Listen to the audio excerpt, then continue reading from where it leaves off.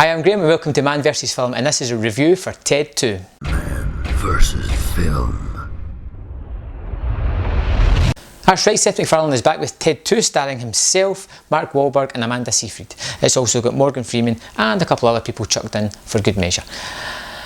I was a big fan of Ted when it was in the cinemas. I found it to be completely plotless. There was no point in it, and the humour was great, non sequiturs, all the jokes. It was just a great, enjoyable movie. And watching it recently, I really enjoyed it again. The only thing that lets me down about Ted 1 is the soundtrack, the score. It's not very good at all. So I was eagerly anticipating Ted 2, and then the reviews hit, and they weren't so good about it. They were saying it was much like the first one, but just not as good. It wasn't as funny, it lost that edge that it had.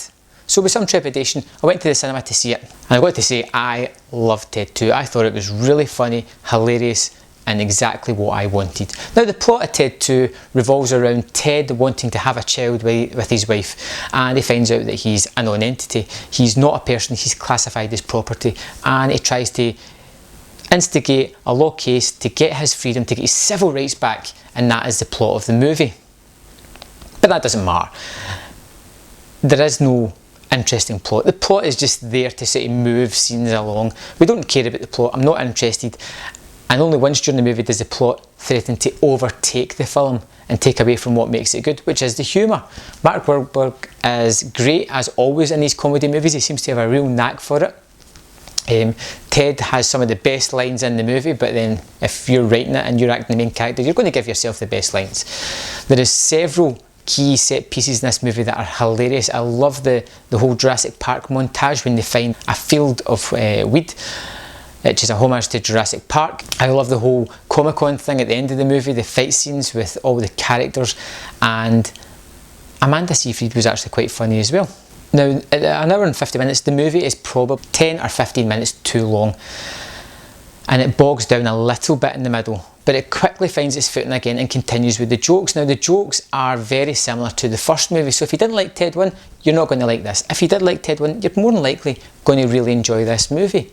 Again, the CGI for Ted is great. It's a little bit ropey in certain scenes, it looks unfinished, but more often than not, you really believe that Ted is an actual character.